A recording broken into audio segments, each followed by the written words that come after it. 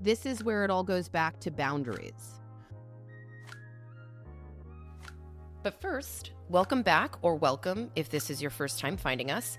You are listening to Context for Chaos, where we dive into the spirituality within our worldly human experience. The things that I know are pretty much across the board. We can say, well, the one that's very obvious. I know that I will not be happy if you cheat on me. I don't have to wonder about that. I don't have to, go back and forth with you on that. Mm-hmm. So if you don't have these basic boundaries that you've, and this is the nuance that you're talking about, that you've built over your own intuition, over your own experience, over time. Okay. Then it's not helping you. It's not serving you. All you're doing is going back and forth and trying to fix someone, or all you're doing is trying to fix a relationship from your past, be it like one that hurt you or be it your parents. And that's why boundaries are extremely important, because there are certain things that you do know. And if you let someone else come in and shake that, it's not strong enough. Now, there might be certain things that you have decided that you know that somebody might bring back up in a certain way, and you're like, oh, wow, I'm now seeing it in a different way. But that person also has to have the patience with you to know that in order to stay a coherent human being, you have to have some knowing in your system. Otherwise, will forever be a fragmented human being. You will forever be going through an identity crisis. So this is where that balance comes in of, if somebody says to you, you know that I'm a fuck up, that person is saying, I am telling you that you are aware. So why are you even holding me accountable? Because you know this. Right. And then I'm also going to continue to inform where I sit in my own life is that I am a fuck up. So that is gaslighting. Yeah. That's like people saying, like I behaved this way because I was triggered. Yeah. And so you have to modify your behavior Yes. to not trigger me. That is gaslighting. Now you know I will always respond this way. So like, you better not play TGIF by Katy Perry, or I'm going to start slapping people. Yeah, right? Exactly. I didn't tell you to stay in this relationship. I didn't tell you I was going to get any better. I didn't tell you anything was going to change. It's your fault now.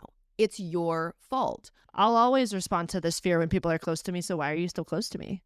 Exactly. So you're the idiot. Is that gaslighting? I mean, yeah, because you're not, well, I guess it's gaslighting. Okay, the actual term of gaslighting is from the movie where she was smelling gas and he said, you're not smelling gas. There's no gas there. So maybe this isn't gaslighting. It's might be manipulative, but it's definitely not holding themselves to any form of accountability, and also telling you that if you try to hold them to a form of accountability, you're an idiot. Right. Because I've told you a million times that you know this about me. You know. So you're the idiot for staying with me. You're the one who's making this difficult because this isn't going to change. I'm not planning on changing. And you know that. It's almost like dragging you down into the mud with them. I'm an idiot and now you're stupid. Yeah, get out of the mud, because honestly, you are being stupid. You are. That's what Chef always used to say. Chef Ali, shout out. He'd always, every time I wanted to respond to like a negative review, he'd say, if you get in the mud with them, it just makes you a pig. Get out. Get out. That's still respond. Right. It's like, there. Okay. Actually, Karen, our food's incredible and you're just impossible to satisfy. You have no tolerance for salt. But no, but that's the thing. It's like, that's where she needs to, and we're not trying to pick on this person. This is just an example. Anybody listening, reflect on the times that you have let somebody do the same thing over and over and over again, and you've used that as fuel for your own belief system. No guys can do this right. See, another person let me down. See, nobody treats me the right way. It just constantly informs the same story, the same belief, because guess what? That's probably what your mom said. It's probably what your dad said. It's probably the story that you saw happening over and over again.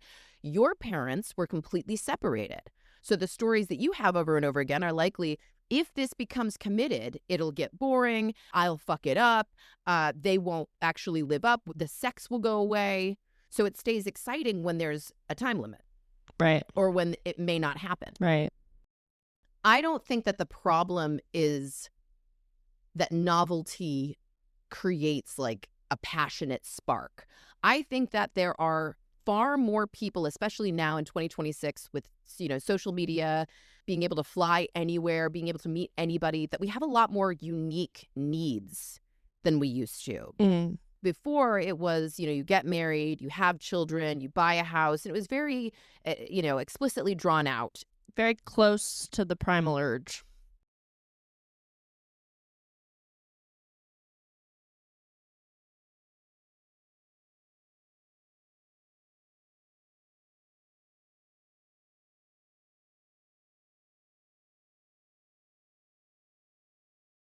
Right. So we keep trying to force somebody that's not right for us into a traditional box that we don't even want to be in, and then expecting them to behave in a way that we wouldn't even want the relationship to go. And so that more so is find out what it is that you want. And if it's rare, get over it. It's rare. Like, that's just the way that it is. You might not find somebody who wants to climb Mount Everest with you, but if that's really what you want, I mean, there are people climbing Mount Everest. It's just you got to either go to Mount Everest or you got to wait to meet them on Hinge. I don't know. Buy the ticket to Nepal, babe. Exactly. Like, that's not the life you want to live. If you want to travel the world, stop trying to force a partner who doesn't want to do that. Go travel the world and meet other travelers. Mm-hmm. You're playing things too safe because you think that playing it safe is opening you up to more opportunities, potentials to meet people, and that you can siphon off certain things that you actually need in order to have some kind of emotional regulation. Regulate yourself. Right. Learn how to regulate yourself so that you can meet someone who can help that co-regulation happens, and they're regulating themselves, and you get to experience a life that's exciting for you, or at least what you want it to be. That idea of regulation is what has inspired this thought management thing that I'm looking at. Mm-hmm. In relating to others, I'm feeling big feelings. So how do I regulate? Is it because my mind is picking up on this feeling and then running with it because it says, I know this. We've felt this before. And then I turn it into this regurgitated, this recycled, still intense. It's still that hot, spicy fix of cortisol, whatever. And so I just start the loops, and then I get stuck in that loop of this really intense feeling. And I'm wondering, how the heck do I regulate this? And so now I'm looking at mind management. I've started meditating again. Yeah. I'm looking at, and in the moment I'm saying, hey, I'm identifying my feelings, like even just last night. We had a plan, got called. I thought the plan was activating. It was actually a proposal for a change in plan. It was like, we were going to watch a movie, and then he was saying, you want to come to my mom's house and watch a movie? I was about to say, please don't go, because it's going to mean something to you. Yeah, I said, I cannot go. Yeah. That would mean something to me. I don't have a family unit. Good for you.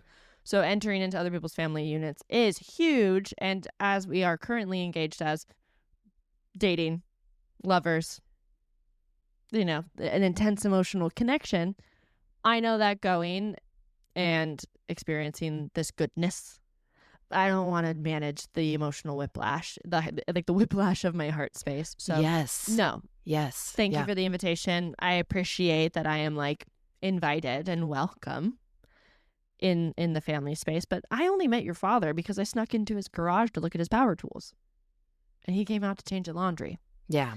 Because he did do that. Well, you met my dad. I was like, yeah. No, not on purpose. Yeah. So, but in that moment of okay, on the phone with him, I was like, I just feel this big. Okay, hold on. Let's just acknowledge it. I feel a lot of anxiety, anticipatory dread of what are these conversations going to look like? Okay, so I'm going to have to, in the moment, navigation. And then also, this is going to hurt afterwards. No matter how well it goes off, it's going to hurt afterwards. And you know what? I don't want to do that. I don't want to do that work. That's unnecessary work. Yeah. If I happen to meet your mother as a friend, if he was going to watch a movie with one of his bros, would his mom be like, yeah, bring him over? Maybe, maybe not. None of my business. So perhaps if I meet his mother as a friend capacity then like that's totally manageable. She's like, oh, hey, yeah, like you're still in my son's life. That's great. But that was real data, That's a boundary. because in the moment I was able to beep, hold on, I'm having a feeling. I'm going to acknowledge it. I'm going to recognize it. I'm going to give it a name, and also take accountability for it, instead of saying, yeah, okay, because I want to be invited in, and I do want to change the narrative, and I do want to become more than the stories I say about myself. I want to outgrow my narratives. I'm not going to by having the same experience of show up, knowing the reality of the situation and expecting my participation to change it. No, I'm going to abstain from the pain. And then my nervous system went, like, it screamed a little bit. And then it went, wow, that was super cool. I trust you a little bit more. Yes. Yeah. And, the situation normalized. I had space from the conversation. Some time passed. And then he came back with, wow, that reality check today hurt, as do all reality checks. But I care about you. And I look forward to continuing to love you and care about you, however that might look. Yeah. And it was like, oh, okay, that feels healthy. That was a very nice response. And while he was able to tell me how he felt in response to my boundary and whatnot, he didn't press me. And he didn't put it on you. He didn't put it on me. He didn't press me. But then when he was able to come back and say, you are important and I love you and respect you, I was like, oh, sick. This is super healthy. That's beautiful.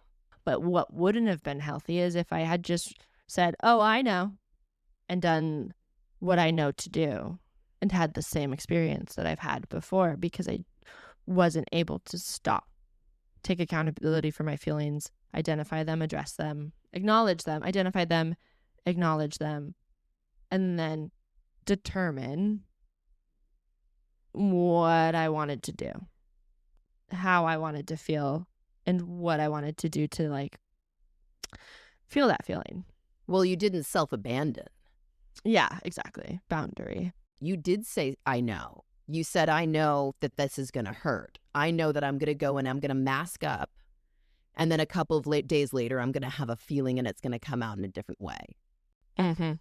So I know that about me. I have not allowed myself to know that because it has felt very uncomfortable to know that. It feels overdramatic, maybe. It feels like I'm feeling my feelings too much. Those are the stories that I'd be reinforcing. I'm too much, I'm too big, I'm too dark, I'm too. Exactly. But in order to not be certain things, you used to self-abandon. And then you wouldn't even know who you were in the relationship at all, because it would be a soup of a lot of self-abandoning. And I think that because boundaries are so difficult to understand, each time I hear one, I'm going to call it out again. You set a boundary. It wasn't, don't ask me to your mom's house. It was, Jessica, don't do something that you know is going to hurt you. That's a boundary. It has nothing to do with them. You know what's going to happen next. Yeah. You know the timeline. You know. It's like somebody saying, don't try to sleep with me on the first date. Don't sleep with them on the first date. You don't sleep with them on the first date. Not because they're a jerk if they want to sleep with you on the first date, but because you know how attached you get if you sleep with someone on the first date. That's a different perspective. That's knowing something. Don't try to control others, control yourself. Exactly. Boundaries are controlling yourself.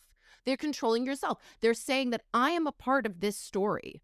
And every time that that person takes up the entire narrative of the story, I am not only self-abandoning because I might be going along with everything instead of thinking about what I know about myself, but I'm also then able to blame everything on them. And then I now have these conversations that nobody's going to win with. And I can only pray that the person can hear me and understand me beyond my triggers. And now we're trauma bonding. Right. Because it's not actually going by what I know of myself and what I know what the consequences will be. Another boundary is I know that I don't like to feel too much or allow too many butterflies until 6 weeks down the line because I suffer from anxious attached. That would be an anxious attached boundary. I know that I start to formulate all of these futuristic ideas and I start to find all the ways that we're compatible and I overlook a lot of flaws if I allow myself to get too excited too soon. That's a boundary. Mhm. People continuously look at boundaries as if they're supposed to make another person accountable. That's nothing. They have nothing to do with you. That will not change the situation. That will not make you feel better. That will not give you what you want. What will give you what you want is when you allow people to show who they really are based on your boundaries. And you got to see what who this person really is when you gave him a boundary. And now you feel more safe. And that's bittersweet as well, because you know that this may have an ending, but it's a way better bittersweet than the other way, than self-abandoning. It's a way better circuitry nervous system feeling than the other way. Yeah, it's knowing that when and if and when it changes, I will remain Whole. me, whole. Yeah, because I didn't just piecemeal myself for parts in order to remain attached. Yes. In order for a dopamine fix, in order to, attachment. This may never happen again. How do you know? Like, Right. What do I need to do to keep you near? Okay, here's my heart. yeah. Oh, you need more organs. Okay, here's my entire being. Nope. Yeah. And they didn't ask you for it. Or if they did ask you for it, they can't force you into it. Right. People will take what you give. And so to full circle it, before we bookmark, this is the tool that I'm uncovering in my steps towards boundaries. Because with the hypervigilance, with the limerence, with the white-knuckling for control, the needing to feel safe and wanting to feel safe in a connection, and like I said, piecemealing myself for parts, this cool think piece has led to this really interesting tool. Totally. Your mind is also a tool. So what are you plugging into the board? What are you asking yourself? Are you looking at the negative space so that you actually seek new data or actually seek new experience? Or are you saying, oh, I know. Like knee-jerk reactions. Yeah. When you ask your brain for examples of the experience you're having currently, it's going to provide you information from the past. All your brain can do is access its own information unless you ask it to look at the negative space. What is missing? What is required of me? What is this here to teach me? What's in the negative space? Because if you say, what is this? Your brain's going to, here's 25 examples of what this is. And then you will respond to that information. So like, this is appearing to me as an invaluable tool to be present in the moment and say, what am I looking at? By looking at the negative space. And it's putting that buffer between myself and the protocols, which have kept me safe in the past.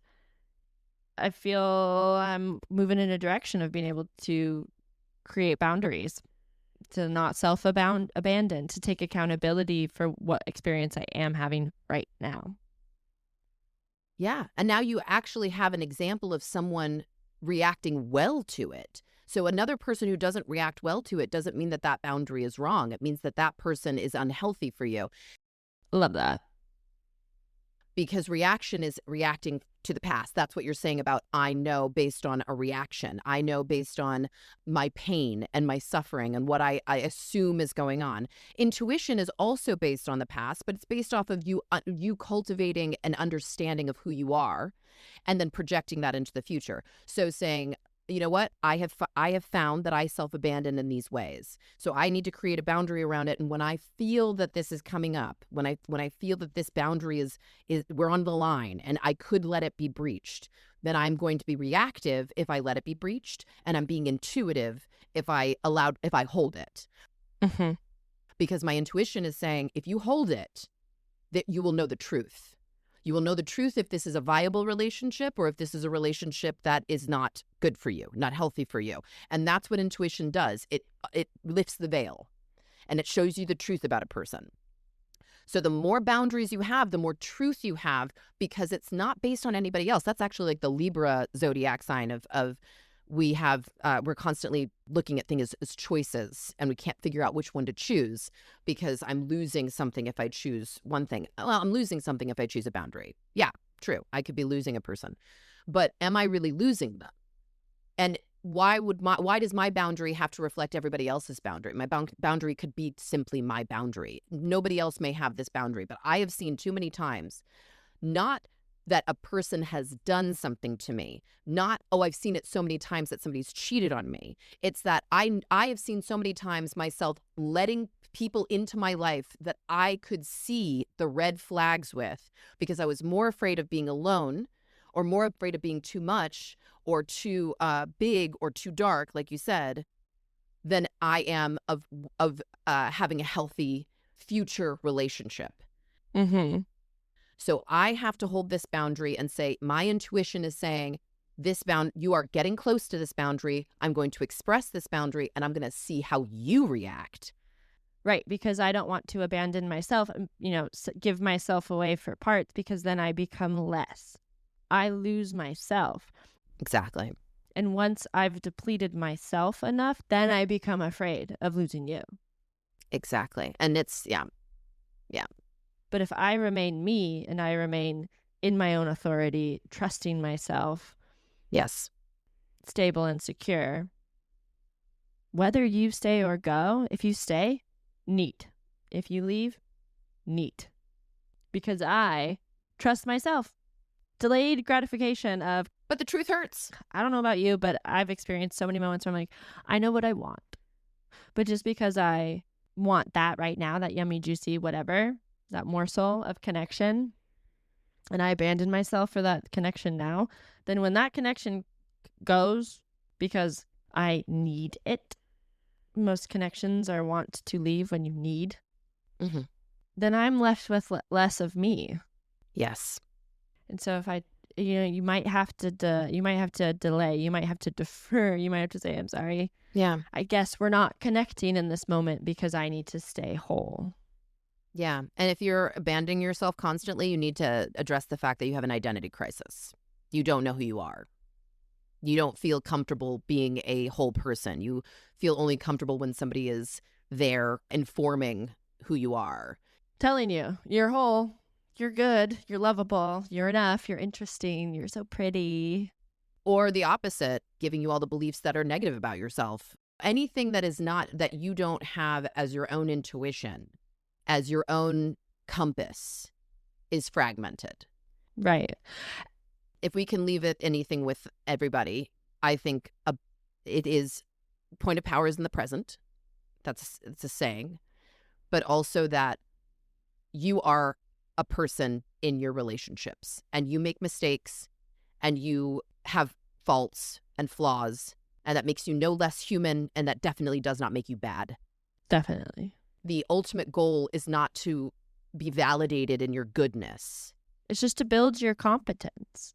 Thank you. Build your competence, build your sense of self, build your sense of what you want in your life in general. People are not always going to be everything that you want and need, because everybody has their own autonomy, but you can have certain boundaries where you're like, I know that this results in this, and we will see how you respond and react to that. And I need to be okay if you don't like it, because maybe I was told as a child that I'm bad. Maybe I've struggled with my sense of, all the things we've been talking about. Mm-hmm. If I let you cross that boundary, I will go into a spiral of those thoughts. And that is not a relationship I want to be in. So everybody needs to take more accountability for what they're doing, whether you think you are in the right or not.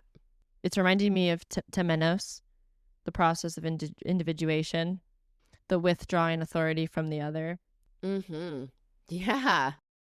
And, some people maybe you were a rebellious child. Maybe you didn't have an authority to withdraw from, to assume your own authority. And this seems like an important step in that process of individuation where, if I'm trying to give my power over to others, no one wants that. Some people might, and they might be. Narcissists do. Yeah, I was Yeah, gonna like say. nobody I was wants gonna to say they date might be them. dark entities. Don't date them. Exactly. Machiavellans do. But and so like how can you avoid narcissists? Assume your own power. Build your own competence by creating trust, not in yourself and your ability to stay whole. Yeah, exactly. And that takes time. This thought management has seemed like a really cool tool in that process, for me at least. And I hope maybe for others, but I got a lot out of this. This was a great conversation. this was good. This was juicy. Happy Leo season. It's happening today. Be Leo season. Until next week. All right. Ciao. Ciao, darling. Thank you for joining us. And until next time, as above, so below, blessed be.